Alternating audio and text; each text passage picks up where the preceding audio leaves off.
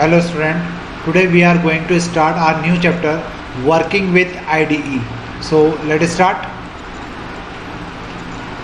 Getting started with Java IDE programming. Learning objective, what we have to learn in this chapter. First one, we will discuss about the introduction to Java. After that, we will discuss about history of Java. Then we will discuss characteristics of Java. After that, we will study basics of GUI applications, and then we will study introduction to NetBeans and IDE. After that, developing simple application with NetBeans and working with Java and swing control like buttons, text field, labels, etc. And at the last, we will study creating event handling methods. So first we will discuss about introduction to Java. What is Java? जावा होता क्या है या हम लोग क्यों पढ़ रहे हैं इसको. Java is an object oriented programming language as well as a platform. Java क्या होता है? ऑब्जेक्ट ओरिएंटेड प्रोग्रामिंग लैंग्वेज होती है. ऑब्जेक्ट ओरिएंटेड का मतलब क्या होता है ये भी अपन डिस्कस करेंगे. और लैंग्वेज मतलब क्या है, हम लोगों ने हिंदी और इंग्लिश लैंग्वेज की बात की थी, लेकिन आप जानते हैं हिंदी इंग्लिश लैंग्वेज को या और भी दूसरी लैंग्वेजेस को. लेकिन यहाँ पे ये जो लैंग्वेज है ये कंप्यूटर की लैंग्वेज कहलाती है. हम जब भी कोडिंग करते हैं तो कोडिंग करने के बाद जो कंप्यूटर है उसको वो कोडिंग समझ में आए तो हमें उसके साथ उसकी लैंग्वेज में बात करना होती है जो कंप्यूटर की लैंग्वेज कहलाती है. तो Java is one of them. Java उसमें से एक लैंग्वेज है जिसको हम लोग यूज़ करते हैं. अब यहाँ पे लिखा है it is object oriented programming language. Object oriented programming language का जो मीनिंग है वो ये है कि यहाँ पर जावा लैंग्वेज जब हम लोग यूज़ करते हैं तो इसके अंदर ऑब्जेक्ट और क्लासेस की बात होती है. ऑब्जेक्ट और क्लासेस क्या होते हैं ये हम आगे आने वाले पूरे सेशन में पढ़ेंगे, समझेंगे. लेकिन अभी फ़िलहाल आपको जावा को कैसे याद रखना है, it is object oriented programming language. मतलब यहाँ पर जावा लैंग्वेज जो होती है वो ऑब्जेक्ट बेस्ड होती है और क्लासेस का इसमें यूज़ किया जाता है. और साथ में ये प्लेटफॉर्म इंडिपेंडेंट भी होती है. प्लेटफॉर्म इंडिपेंडेंट का मतलब होता है कि आप जावा को किसी भी ऑपरेटिंग सिस्टम पर रन कर सकते हैं. आप किसी भी ऑपरेटिंग सिस्टम से रन करने का मतलब ये होता है जैसे माइक्रोसॉफ्ट का जो ऑपरेटिंग सिस्टम है वो आप वेल अवेयर है उससे. विंडोज़ जो चलते हैं विंडोज़ 7, विंडोज़ 10, विंडोज़ 12, ठीक है. और इसके पहले जो आते थे वो एक्सपी, मिलेनियम 2000, बहुत सारे अलग अलग 98, 95, ये अलग अलग विंडोज़ के वर्जन हैं और ये सारे क्या कहलाते हैं, ऑपरेटिंग सिस्टम कहलाते हैं. वैसे ही एप्पल के जो ऑपरेटिंग सिस्टम आते हैं वो मैक कहलाते हैं. क्लियर है. और इसके अलावा यूनिक्स होता है, लिनक्स होता है, ये ओपन सोर्स ऑपरेटिंग सिस्टम कहलाते हैं. तो ये सारे ऑपरेटिंग सिस्टम पर आपकी जो जावा लैंग्वेज है वो रन करती है. उस सारे ऑपरेटिंग सिस्टम पर जावा की एप्लीकेशन बनाई जा सकती है, जावा लैंग्वेज का यूज़ किया जा सकता है. इसी कारण से इसे क्या कहा जाता है, प्लेटफॉर्म इंडिपेंडेंट भी कहा जाता है. और Java is an object oriented programming language. This is the basic definition of Java. By using Java we can write platform independent applications program which can run on any types of OS and hardware. यही बात मैंने अभी थोड़ी देर पहले भी कही कि जावा में बनाए गए जो प्रोग्राम्स होते हैं, ठीक है, आप जो भी एप्लीकेशन, आप जो भी लैपटॉप चला रहे हैं, जो भी सिस्टम चला रहे हैं, उसमें बहुत सारी एप्लीकेशंस है, सिस्टम एप्लीकेशंस है. और उन एप्लीकेशंस वो जो सारी एप्लीकेशन है वो अलग अलग लैंग्वेजेस में लिखी जाती है. उसमें से कुछ लैंग्वेजेस हो सकती है जावा यूज़ की गई हो. तो जो एप्लीकेशन आप अपने सिस्टम पे चला रहे हैं उसमें जावा की बनी हुई एप्लीकेशन भी रन होती है, ठीक है. अब अगर आप उसी एप्लीकेशन को किसी दूसरे सिस्टम पे चलाएंगे तो दूसरे सिस्टम पे भी वो एप्लीकेशन रन होगी. मतलब मैं यूँ कह सकता हूँ कि जावा को आप किसी भी ऑपरेटिंग सिस्टम, किसी भी हार्डवेयर पर रन करेंगे तो जावा से बनी हुई एप्लीकेशन सभी पर चलेगी. तो इसका मतलब क्या हुआ, जावा प्लेटफॉर्म इंडिपेंडेंट हो गई. Next is Java is design to build interactive, dynamic and secure application on network computer system. Java को इंटरेक्टिव बनाया गया है, डायनामिक बनाया गया है, सिक्योर बनाया गया है ताकि जब हम लोग सिस्टम पे इनको यूज़ करें तो हमें सिक्योरिटी के पॉइंट ऑफ व्यू से या नेटवर्किंग के पॉइंट ऑफ व्यू से कहीं पर दिक्कत या प्रॉब्लम ना आए. Java facilitates development of multilingual applications because Java uses 2 byte Unicode character set. अब जावा आपको एक नई फैसिलिटी प्रोवाइड करती है जो सारी लैंग्वेजेस, जावा के पहले आने वाली सारी लैंग्वेजेस प्रोवाइड नहीं करती थी। जावा के अंदर हम लोग क्या कर सकते हैं, मल्टीलिंगुअल एप्लीकेशंस बना सकते हैं। ऐसा कैसे पॉसिबल है? मल्टीलिंगुअल का मतलब होता है कि हर लैंग्वेज में हम लोग यहाँ पे एप्लीकेशन बना सकते हैं। और जब से जावा का इवोल्यूशन ज़्यादा स्ट्रॉन्ग हुआ है या जावा ने अपना आपका ग्रोथ किया है, तब से आपने कभी नोटिस किया हो कि आजकल जितनी एप्लीकेशन, जितने मोबाइल, जितने लैपटॉप, डेस्कटॉप आते हैं या उनके अंदर चलने वाली जितनी एप्लीकेशन होती है वो आपको अपनी मदर टंग, मतलब उसको हम लोग ये बोल सकते हैं हिंदी में, गुजराती में, मराठी में, तेलुगु में आपको वो एप्लीकेशंस मिल जाती है। तो उसका कारण क्या है? क्योंकि जावा क्या होती है, जावा से बनी हुई एप्लीकेशन मल्टीलिंगुअल होती है। और ऐसा क्यों हो पाता है? Because Java uses 2 byte Unicode character set. Java क्या करता है? 2 byte Unicode character set use करता है। अब 2 बाइट यूनिकोड कैरेक्टर सेट क्या होता है? तो एक्चुअल में 2 बाइट यूनिकोड कैरेक्टर सेट एक ऐसा सेट है जिसमें पूरे दुनिया से जितनी लैंग्वेजेस हैं उनके वर्ड्स को इंक्लूड किया गया है। तो इस कैरेक्टर सेट का यूज़ करने के कारण जावा क्या है, मल्टीलिंगुअल एप्लीकेशन बनाने में हमारी हेल्प करता है, या हम लोग अलग अलग लैंग्वेजेस में जावा से बनी एप्लीकेशन को यूज़ कर सकते हैं। With support almost all characters in almost all languages like English, Chinese, Arabic etcetera. यही बात मैंने अभी आपको बोली थी कि इस कैरेक्टर सेट के अंदर करीब करीब सारे लैंग्वेजेस के सारे अल्फ़ाबेट, सारे कैरेक्टर्स को इंक्लूड किया गया है। और सारे जो कैरेक्टर्स हैं उनको इंक्लूड करने से क्या हुआ है कि आप इसमें किसी भी लैंग्वेज में, अपनी प्रोग्रामिंग लैंग्वेज में आप एप्लीकेशन क्रिएट कर सकते हैं, और एप्लीकेशन क्रिएट करने के बाद आप उसको रन कर सकते हैं। तो यहाँ तक आपको शायद ये समझ में आया होगा कि जावा क्या है या हम लोग इसका यूज़ किस प्रकार से करते हैं। अब अपन चलते हैं नेक्स्ट स्लाइड पर। नेक्स्ट है history of Java. Java was developed by James Gosling at the Sun Microsystem under the Green Project to write application for electronic devices like TV set, top box and etcetera. Java जो application, जावा जो language है वो James Gosling ने क्या किया था, invent किया था। ये अच्छे से याद रखिएगा क्योंकि एक्चुअल में ऑब्जेक्टिव टाइप के जो क्वेश्चंस होते हैं उनमें इसको पूछा जाता है, और 12th में भी कितनी बार ऑब्जेक्टिव में पूछ लिया जाता है who is the inventor of Java. तो आपको पता होना चाहिए James Gosling invented the Java at Sun Microsystem, ठीक है। और इसको इनेबल किया गया था या इसको इम्प्लीमेंट किया गया था ग्रीन प्रोजेक्ट के अंडर में। और स्टार्टिंग में ये लैंग्वेज लिखी गई थी इलेक्ट्रॉनिक डिवाइसेस के लिए, like TV set top box या और दूसरी एप्लीकेशंस के लिए, ताकि उन एप्लीकेशन को रन किया जा सके। The language was initially called as okay.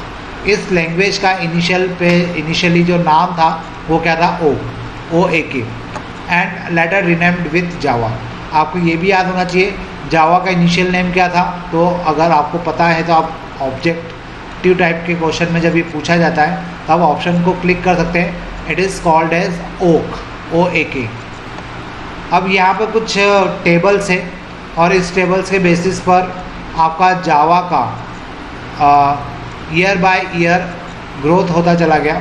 जैसे 1991 में डिवाइसेस के लिए सबसे पहले जेम्स गोसलिंग ने ओक लैंग्वेज का स्टार्टिंग किया, ओक लैंग्वेज को लिखना स्टार्ट किया।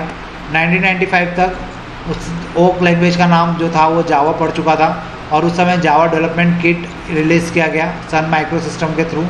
और जो नेट इसके वेब ब्राउज़र्स थे उसमें इंटरनेट एप्लीकेशंस में जावा का यूज़ किया जाने लगा था। 1998 तक जावा को ओपन सोर्स कम्युनिटी बना दिया गया, और उस समय JDK 1.2 को लॉन्च किया गया। और उसी समय J2EE, J2SE, J2ME वर्जन्स, जो जावा के अलग अलग वर्जन्स आते हैं, वो लॉन्च किए गए। 2006 में सन माइक्रोसिस्टम ने जावा को free and open source software declare कर दिया। और ये ओपन सोर्स सॉफ्टवेयर क्या होता है ये अपन बाद में बात करेंगे। और उस समय नेटबिन IDE रिलीज़ किया गया। नेटबिन IDE हम लोगों को पढ़ना है, इसी में हम लोग जावा के एप्लीकेशन बनाते हैं। और वैसे मैं बता दूँ, ओपन सोर्स सॉफ्टवेयर का मतलब होता है एक ऐसा सॉफ्टवेयर जो फ्री ऑफ कॉस्ट होता है, जिसको आपको डाउनलोड करने के लिए कोई लाइसेंस परचेस नहीं करना पड़ता, कोई सब्सक्रिप्शन नहीं देना पड़ता, कोई रॉयल्टी नहीं देना पड़ती।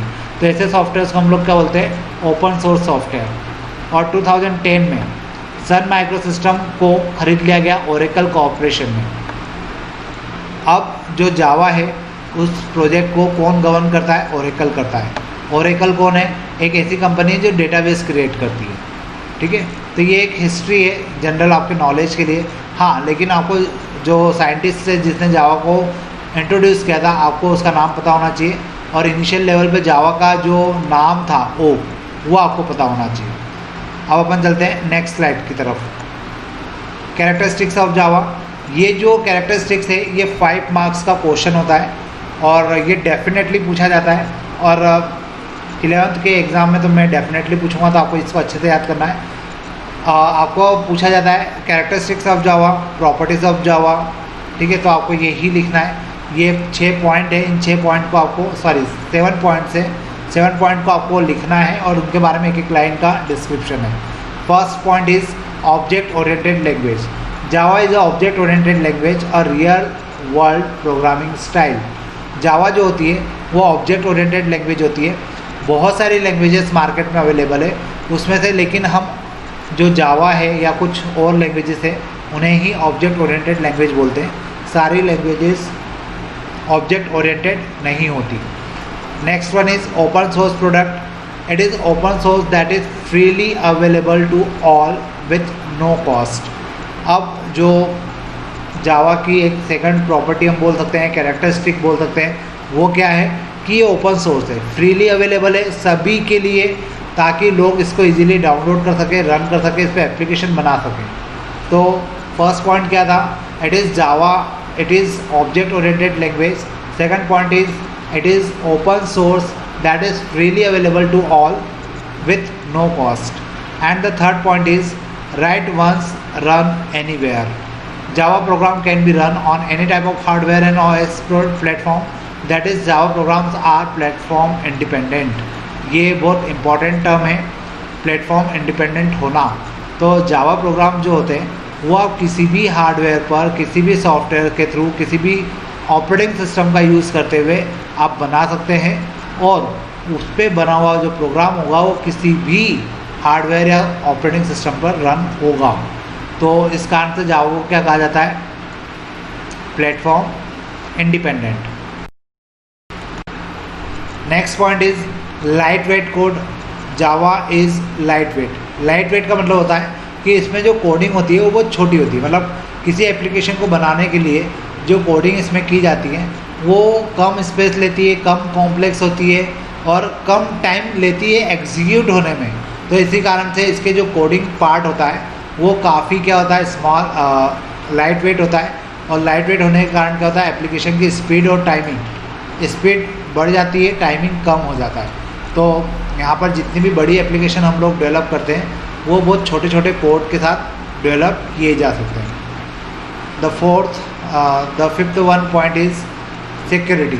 जावा programs are safe and secure on network. Java से बने हुए जो प्रोग्राम्स होते हैं वो नेटवर्क के ऊपर काफ़ी सेफ होते हैं और सिक्योर होते हैं as compare to other languages, क्योंकि जावा हमें सिक्योरिटी के फीचर्स प्रोवाइड करता है, और वो सिक्योरिटी के फीचर्स के कारण जो आपके प्रोग्राम्स जावा में बने होते हैं वो काफ़ी सिक्योर हो जाते हैं। कितनी बार ये हमें आईडी और पासवर्ड प्रोवाइड करता है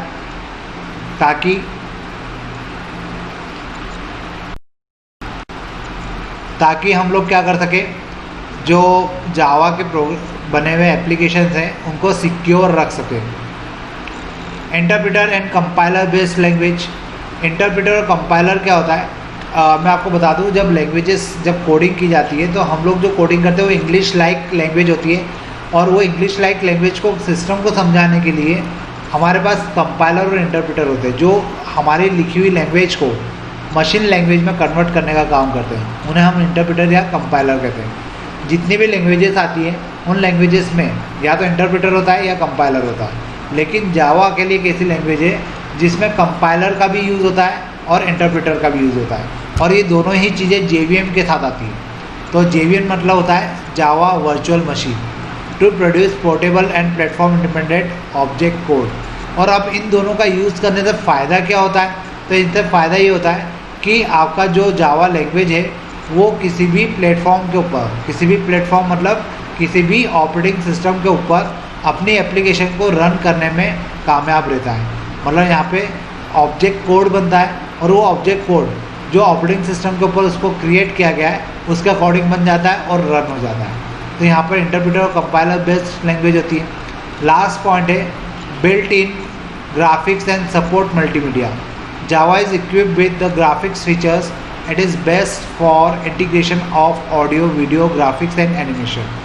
जावा जो लैंग्वेज है उसमें ग्राफिक्स के फीचर्स भी अवेलेबल है और आप इसके थ्रू ऑडियो, वीडियो और ग्राफिक्स एनिमेशंस के एप्लीकेशंस भी क्रिएट कर सकते हैं। तो एक प्रकार से देखा जाए तो जावा जो लैंग्वेज है उस लैंग्वेज में आपको करीब करीब वो सारी फैसिलिटी मिल जाती है जो एक एप्लीकेशन बनाने के लिए हमें ज़रूरत होती है। तो ये कुछ ऐसे कैरेक्टरिस्टिक्स थे जो हमें ज़रूरत पड़ती है एप्लीकेशंस को क्रिएट करने के लिए।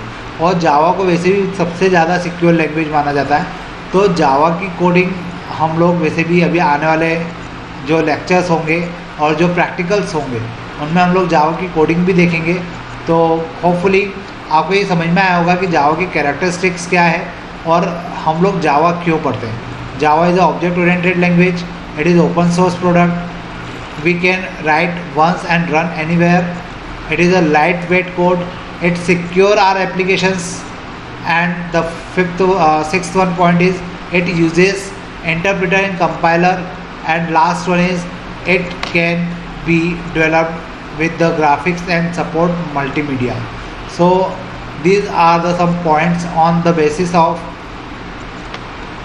technical terms.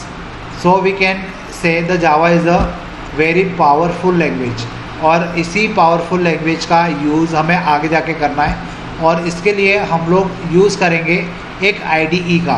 IDE मतलब होता है इंटीग्रेटेड डेवलपमेंट एनवायरनमेंट। वो एक ऐसा एडिटर होता है जिसमें हम लोग जावा की कोडिंग करते हैं। और जावा की कोडिंग अगर आप लोग नहीं कर पाते तो उसमें हम लोग डिज़ाइन कर सकते हैं। मतलब उसमें डिज़ाइनिंग का ऑप्शन भी होता है कि आप एप्लीकेशन को डिज़ाइन कर सकते हैं। तो डिज़ाइन के थ्रू भी जावा की कोडिंग की जाती है। तो ये सब चीज़ें भी हम आने वाले जो टाइम होगा, आने वाला जो हमारा लेक्चर होगा उसमें हम लोग पढ़ेंगे। और हमारा ये आज से नया चैप्टर चालू हुआ है। तो आप लोग, मैं चाहता हूँ कि आप लोग फर्स्ट और सेकंड चैप्टर अच्छे से पढ़ें, रिवाइज़ करें और कुछ डाउट होते हैं तो पूछिए, क्योंकि जब तक आपके डाउट्स नहीं आएंगे तब तक मुझे यही लगेगा कि आपको समझ में आ रहा है। और अगर आपको समझ में आ रहा है तो मैं आगे बढ़ता चला जाऊँगा। तो अगर कहीं डाउट है, कुछ प्रॉब्लम है, कुछ टॉपिक नहीं समझ में आया है तो मेरा नंबर आप लोग स्कूल से ले सकते हैं या आपके पास होगा भी सही, तो आप मुझे कॉल कर सकते हैं और अपनी प्रॉब्लम्स को शेयर कर सकते हैं। और मैं आपको जितना पढ़ा रहा हूँ उससे बाहर आपको नहीं आएगा, क्योंकि मेरे इस पूरे सिलेबस में जो मैंने ये आपके PPT बेस्ड आपको जो PDF फाइल दी जा रही है इसमें करीब करीब पूरा सिलेबस कवर कर दिया है। इनमें सारा सिलेबस कवर्ड है। तो आपको इनको अच्छे से पढ़ना है और इन्हीं के ऊपर नोट्स बनाना है। आप अगर बुक नहीं परचेज़ करना चाहते हैं तो कोई दिक्कत नहीं है, मेरे नोट्स को आप प्रॉपर्ली पढ़िए। इसमें आपके सारे टॉपिक कवर हो जाएंगे और आपको जो इन्फॉर्मेशन बुक से मिलना चाहिए वो प्रॉपर तरीके से इन नोट्स के थ्रू मिल जाएगी। तो मुझे नहीं लगता कि आपको कुछ एडिशनल करने की ज़रूरत पड़ेगी या कुछ कहीं प्रॉब्लम आएगी। और उसके बाद भी अगर आपको प्रॉब्लम आती है तो फिर मैं हूँ आपको बताने के लिए, बस आपको कॉल करने की देर है। तो अब अपन मिलते हैं नेक्स्ट लेक्चर्स में। Today we are going to study about the Java and we will know why the Java is platform independent. So let's start. The question is why Java is platform independent. And नीचे यहाँ पर जो दिया गया है इसका पूरा description है और ये बहुत ज़्यादा इम्पॉर्टेंट क्वेश्चन है। ये आपको 11th में भी मिलेगा और may be this question will arise in the class 12th. So देखते हैं क्या होता है। A program written in HLL must be converted into its equivalent code so that the computer can understand and execute these conversions is known as compilation. अब देखिए actual में हम लोग जो प्रोग्रामिंग करते हैं या जो हम लोग लिखते हैं कोडिंग करते हैं, वो कोडिंग क्या कहलाती है, HLL कहलाती है। और वो जो HLL है वो क्या होता है, हाई लेवल लैंग्वेज। तो एक्चुअल में हम लोग जो कोडिंग कर रहे होते हैं वो HLL होता है, मतलब हाई लेवल कोडिंग होती है या हाई लेवल लैंग्वेज कहलाती है। और उस हाई लेवल लैंग्वेज को उसके इक्विवेलेंट मशीन कोड में कन्वर्ट करने की जो प्रोसेस होती है उसे हम लोग क्या बोलते हैं, कंपाइलेशन बोलते हैं। अब ये प्रोसेस करना क्यों ज़रूरी होता है, क्योंकि high level language human being समझ सकते हैं, लेकिन कंप्यूटर को समझने के लिए कंप्यूटर की जो खुद की लैंग्वेज होती है वो मशीन कोड या मशीन लैंग्वेज कहलाती है, या उसको हम असेंबली लेवल लैंग्वेज भी बोलते हैं। तो इस टाइप की जो लैंग्वेज है उसमें हाई लेवल लैंग्वेज को कन्वर्ट करने की जो प्रोसेस होती है वो कंपाइलेशन कहलाती है। Generally the converted machine code depend on the structure of hardware and OS platform. अब जो कन्वर्टेड मशीन कोड होता है वो जनरली किस पे डिपेंड करता है, जिस सिस्टम का आप लोग यूज़ कर रहे हैं, मतलब हार्डवेयर, और उसके ऊपर जो ऑपरेटिंग सिस्टम आप लोग यूज़ कर रहे हैं उसके ऊपर। तो कन्वर्ट होने के बाद कोई कोड का मशीन कोड किस प्रकार का होगा, ये किस पे डिपेंड करेगा, हार्डवेयर के ऊपर और ऑपरेटिंग सिस्टम के ऊपर। So that a window program will not work on the Unix और लिनक्स। अब इसके कारण कितने ही विंडो के जो प्रोग्राम्स होते हैं वो यूनिक्स और लिनक्स पे रन नहीं होते। यूनिक्स और लिनक्स क्या है, ऑपरेटिंग सिस्टम ही है, और उसके ऊपर विंडोज़ के प्रोग्राम रन नहीं हो पाते। या अगर हम लोग मैक प्लेटफॉर्म की बात करें, मैक प्लेटफॉर्म मतलब एप्पल के जो ऑपरेटिंग सिस्टम होते हैं उसके ऊपर etcetera, since they are platform dependent, क्योंकि विंडोज़ के जो प्रोग्राम बनाए गए हैं वो सारे क्या हैं, प्लेटफॉर्म डिपेंडेंट है। और प्लेटफॉर्म डिपेंडेंट होने के कारण वो केवल विंडोज़ के ऑपरेटिंग सिस्टम पर ही चल पाते हैं, जबकि लिनक्स, यूनिक्स, मैक, इनके ऊपर उनको रन नहीं किया जा सकता। अब program written in Java is platform independent. Java के अंदर जो प्रोग्राम लिखा जाता है वो प्लेटफॉर्म इंडिपेंडेंट होता है, that is they are not affected with the changing of OS। अब जावा के अंदर जो भी हम लोग प्रोग्राम लिखते हैं या इसकी जो भी एप्लीकेशन हम लोग बनाते हैं वो प्लेटफॉर्म इंडिपेंडेंट होती है। इसका मतलब क्या हुआ कि ये जो जावा के प्रोग्राम होते हैं ये आप किसी भी मशीन पर, किसी भी ऑपरेटिंग सिस्टम पर रन करिए, इसके OS के चेंज होने पर आपके जावा में लिखा गया प्रोग्राम पे कोई इफ़ेक्ट नहीं आता। This magic is done by using byte code. अब ऐसा कैसे हो पाता है, तो एक्चुअल में जावा जो होता है वो बाइट कोड जनरेट करता है, और बाइट कोड जनरेट करता है तो यही इस लैंग्वेज का मैजिक है, जिसके कारण जावा में बनाए गए प्रोग्राम किसी भी मशीन पर, किसी भी ऑपरेटिंग सिस्टम पर रन हो जाते हैं। Byte code is independent of the computer system it has to run upon. Byte code जो जनरेट हो रहा है जावा के कारण, वो बाइट कोड किसी भी कंप्यूटर सिस्टम पर क्या हो सकता है, इंडिपेंडेंटली रन हो सकता है। Java compiler produces bytecode instead of native executable code which is interpreted by Java virtual machine at the time of execution। Java compiler क्या प्रोड्यूस करता है, बाइट कोड प्रोड्यूस करता है instead of native executable code. कोई executable code generate करने के बजाय दूसरी जो लैंग्वेजेस होती है वो उनके नेटिव एग्जीक्यूटेबल कोड जनरेट करती है, जिसके कारण वो पर्टिकुलर उतनी सिस्टम पर रन होती है, लेकिन दूसरे सिस्टम पे उन एप्लीकेशन को रन किया जाता है तो वो रन नहीं हो पाती। जबकि जावा क्या करता है, बाइट कोड जनरेट करता है, एग्जीक्यूटेबल कोड जनरेट नहीं करता। और ये जो बाइट कोड होता है इसको कौन इंटरप्रेट करता है, जावा वर्चुअल मशीन। और कब इंटरप्रेट करता है, at the time of execution. तो जब at the time of execution Java virtual machine byte code generate कर देती है, तो इस कारण से क्या होता है, इससे बनी हुई सारी एप्लीकेशन किसी भी ऑपरेटिंग सिस्टम पर रन हो जाती है। अब देखिए नीचे एक फ्लो चार्ट बना हुआ है, उस फ्लो चार्ट से आप लोग और इजीली समझ पाएंगे कि मैंने आपको क्या एक्सप्लेन किया है। देखिए यहाँ पे हमने जावा प्रोग्राम बनाया। अब ये जो जावा प्रोग्राम है इसको जावा कंपाइलर क्या करेगा, जावा बाइट कोड में कन्वर्ट कर देगा। और जावा बाइट कोड जो होता है वो मैकिन्टोश पे भी चल जाता है, वो विंडोज़ पे भी चल जाता है, वो यूनिक्स पे भी रन हो जाता है, क्योंकि इन सारी मशीनों पर JVM होता है। JVM क्या होता है, जावा वर्चुअल मशीन। तो जावा वर्चुअल मशीन क्या करती है, आपके जो कोडिंग बाइट कोड जनरेट होकर आए हैं उसको एग्जीक्यूट कर देती है। और इसी कारण से जितने भी प्लेटफॉर्म होते हैं, जितने भी ऑपरेटिंग सिस्टम होते हैं उन पे जावा का प्रोग्राम इजीली रन हो जाता है। तो ये इसका मेन एडवांटेजेस है जावा यूज़ करने का। अभी कल या जो भी हमने लास्ट लेक्चर्स पढ़ा था उस लेक्चर में हमने देखा था कि जावा सिक्योर्ड होती है। अब आज हम लोग देख रहे हैं कि प्लेटफॉर्म इंडिपेंडेंट होती है। तो ये कुछ बेसिक फीचर है जिसके कारण हम लोग जनरली जावा को प्रीफर करते हैं, या जो एप्लीकेशन हम लोग बनाते हैं उन एप्लीकेशन में जावा का यूज़ करते हैं। अब इसके आगे चलते हैं, जावा में एक्चुअल में होता क्या है। तो देखिए, हम लोग जो जावा में कोडिंग करते हैं या जो भी हम लोग डिज़ाइन करेंगे वो बहुत बेसिक होगा, मतलब बहुत ज़्यादा प्योरली कोडिंग पार्ट नहीं होगा। इसलिए यहाँ पे हेडिंग दी गई है basic of GUI application. Basics of GUI application मतलब जीयूआई का मतलब होता है ग्राफिकल यूज़र इंटरफेस, मतलब एक ऐसा इंटरफेस जहाँ पर हम ग्राफिकली कुछ डिज़ाइन करेंगे या ग्राफिकल मेथड का यूज़ करेंगे एप्लीकेशंस को क्रिएट करने के लिए। लेकिन जीयूआई एप्लीकेशन को यूज़ करने के लिए आपको थोड़ा बहुत बेसिक पता होना चाहिए। तो वो बेसिक के बारे में यहाँ पे बात हो रही है। How GUI application work, GUI application किस प्रकार से वर्क करती है, पहले तो आपको ये पता होना चाहिए। ग्राफिकल यूज़र इंटरफेस और we can say it is a GUI based application contain windows, button, text boxes, dialog boxes, menu etcetera known as GUI component. जो ग्राफिकल यूज़र इंटरफेस होते हैं या इस पर बनी हुई जो एप्लीकेशन होती है उसके अंदर क्या होता है, विंडोज़ होते हैं, बटन्स होते हैं, टेक्स्ट बॉक्सेस होते हैं, डायलॉग बॉक्सेस होते हैं, मेनूज़ होते हैं और भी बहुत सारे जीयूआई कंपोनेंट होते हैं। While using a GUI application when user perform an action. अब मान लीजिए आपने कोई एप्लीकेशन को ओपन किया या क्लिक किया, तो मतलब आप लोगों ने क्या किया, कोई एक्शन परफॉर्म किया।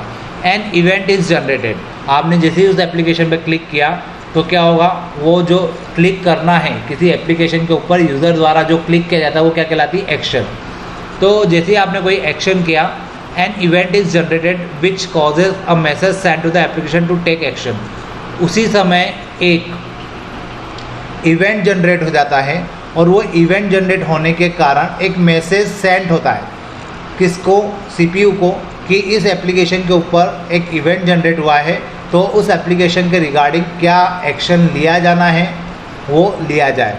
तो एक्चुअल में क्या हुआ, सबसे पहले एक्शन हुआ, इवेंट जनरेट हुआ, मैसेज सेंड हुआ और उसका अकॉर्डिंग क्या होगा, सीपीयू वर्क करेगा। नेक्स्ट, व्हाट इज़ इवेंट, तो ये भी आपसे पूछा जाता है व्हाट इज़ इवेंट, क्या इवेंट क्या होता है। An event refers to the occurrence of an activity by user like click, double click etcetera. Event क्या होता है, इवेंट को हम लोग अगर डिफाइन करें तो it is a occurrence of an activity, ये किसी एक्टिविटी की ऑकरेंस को शो करता है। कोई एक्टिविटी जब परफॉर्म होती है तो उसे हम लोग क्या बोलते हैं, इवेंट बोलते हैं। अब ये इवेंट कैसे होगा, हो सकता है यूज़र माउस के थ्रू क्लिक करे, हो सकता है डबल क्लिक करे, हो सकता है कीबोर्ड का इंटर बटन क्लिक करे, प्रेस करे, तो उस कंडीशन में एक इवेंट जनरेट हो जाता है। What is a message, a message is the information request send to the application when event occurs.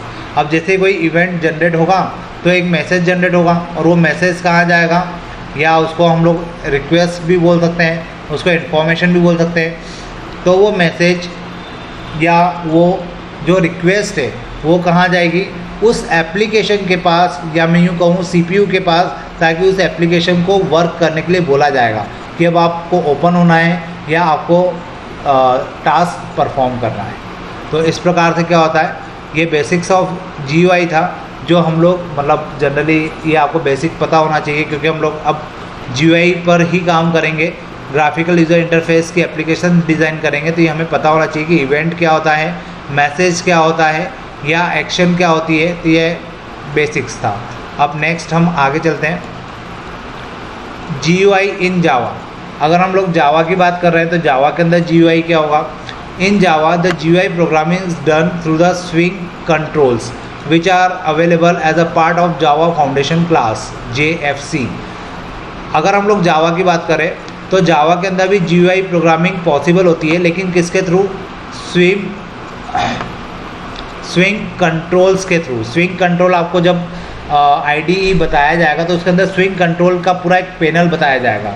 तो स्विंग कंट्रोल के थ्रू हम लोग क्या कर सकते हैं, जीयूआई प्रोग्रामिंग कर सकते हैं। और जब जीयूआई प्रोग्रामिंग करते हैं तो ये जो स्विंग कंट्रोल है ये हमें एक प्रकार का टूल प्रोवाइड करता है, और ये टूल जो होता है ये JFC के अंदर होता है। JFC मतलब जावा फाउंडेशन क्लासेस, तो ये आपको पता होना चाहिए। अ GUI application in Java contain 3 basic element. अगर हमने एक GUI एप्लीकेशन क्रिएट की है तो उसके अंदर 3 बेसिक एलिमेंट होंगे। First one is graphical component, और we can say it is a event source. मतलब सबसे पहला कंपोनेंट तो क्या होगा, ग्राफिकल कंपोनेंट होगा या इवेंट सोर्स होगा। अभी ग्राफिकल कंपोनेंट किसको बोलेंगे या इवेंट सोर्स क्या होगा? It is an object that defines a screen element such a button, text field, menus etcetera, they are the source of the event. अब ऐसे ऑब्जेक्ट जो स्क्रीन पे एलिमेंट को डिफाइन करते हैं, जैसे बटन हो गया, टेक्स्ट फील्ड हो गया, मेनूज हो गए, या और भी ऐसे कंपोनेंट हो गए, इनको हम लोग क्या बोलेंगे? They are the source of event. ये एक्चुअल में क्या होते हैं? किसी इवेंट को जनरेट करने के सोर्स होते हैं, क्योंकि अगर बटन है, आप बटन पर प्रेस करेंगे तो इवेंट जनरेट हो जाएगा। टेक्स्ट फील्ड है, जैसे आप उसमें टेक्स्ट डालेंगे एक इवेंट जनरेट हो जाएगा। मेनूज़ है, मेनूज़ में आप कोई ऑप्शन सिलेक्ट करेंगे तो एक इवेंट जनरेट हो जाएगा। तो एक्चुअल में ये क्या है? ये सारे एलिमेंट जो इवेंट जनरेट करने का काम करते हैं वो इवेंट सोर्स कहलाते हैं। In GUI terminology they are also known as window gadget. उनको विडगेट, आपने ये वर्ड सुना होगा, मोबाइल में पढ़ा होगा शायद, लेकिन इसका फुल फॉर्म होता है विंडो गैजेट। तो अगर हम GUI की टर्मिनोलॉजी में बात करें तो इन सारे सोर्सेज को जिससे इवेंट जनरेट होते हैं उन्हें क्या कहा जाता है? विंडो गैजेट कहा जाता है। It can be container control और चाइल्ड कंट्रोल। अब ये कंटेनर कंट्रोल भी हो सकते हैं और चाइल्ड कंट्रोल भी हो सकते हैं।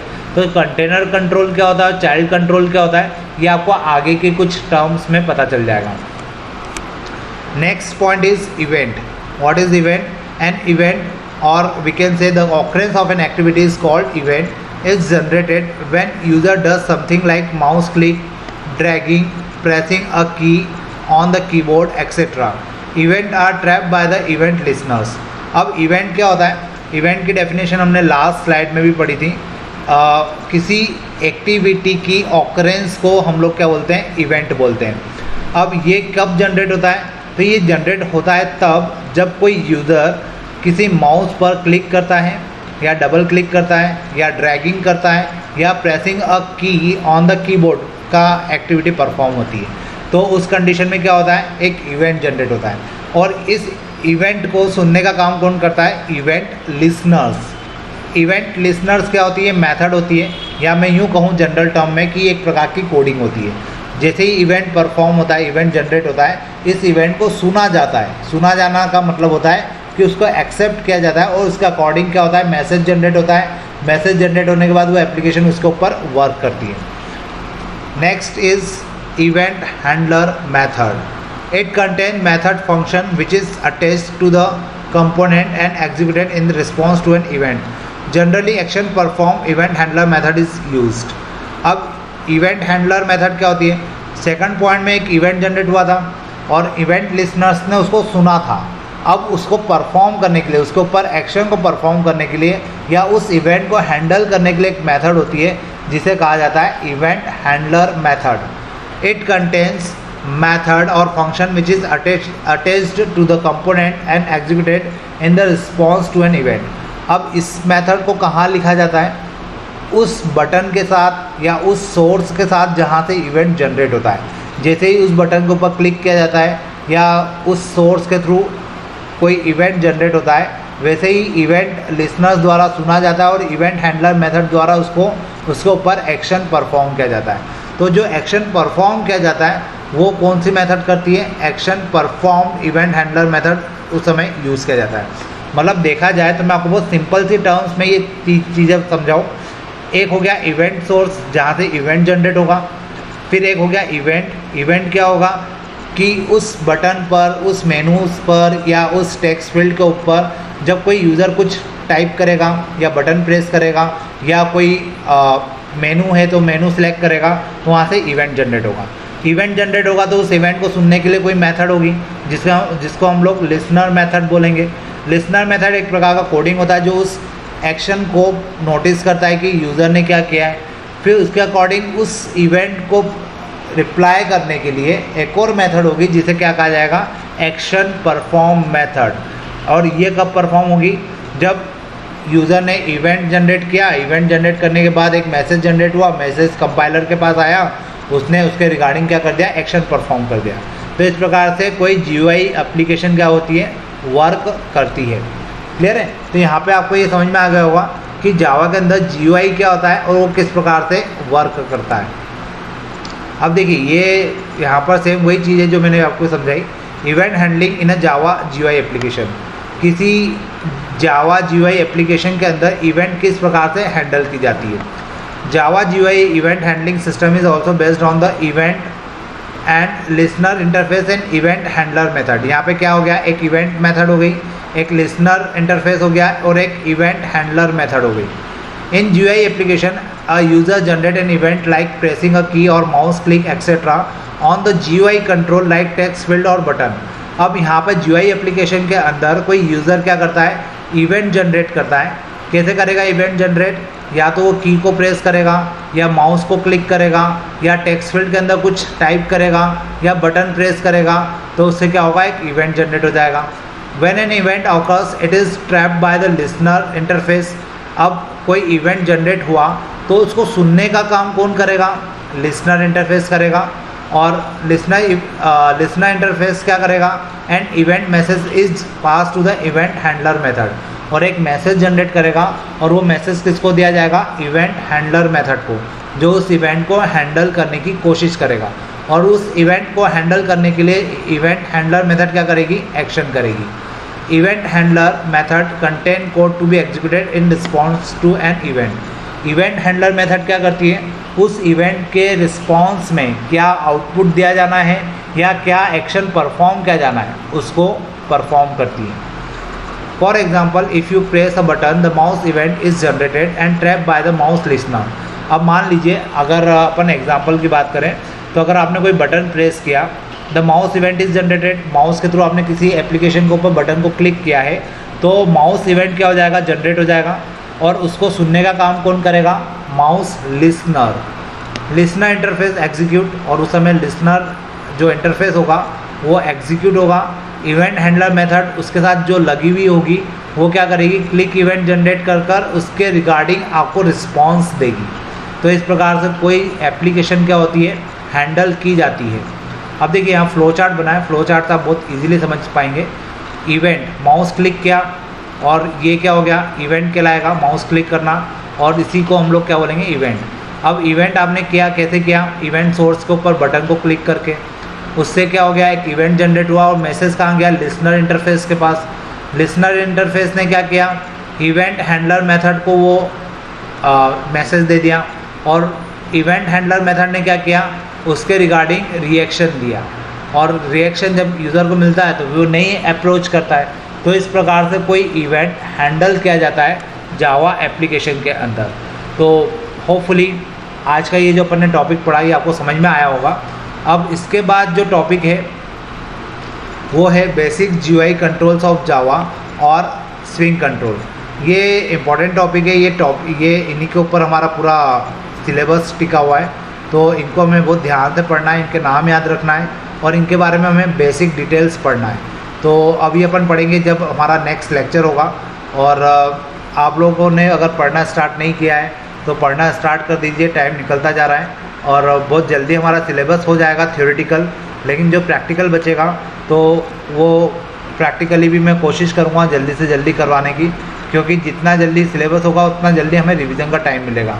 तो कोशिश करिए कि जितना आपको पढ़ा दिया गया है उतना आप लोग पढ़ें, उसको प्रॉब्लम्स आती है प्रॉब्लम्स पूछें और चीज़ों को सॉल्व करते चले जाए।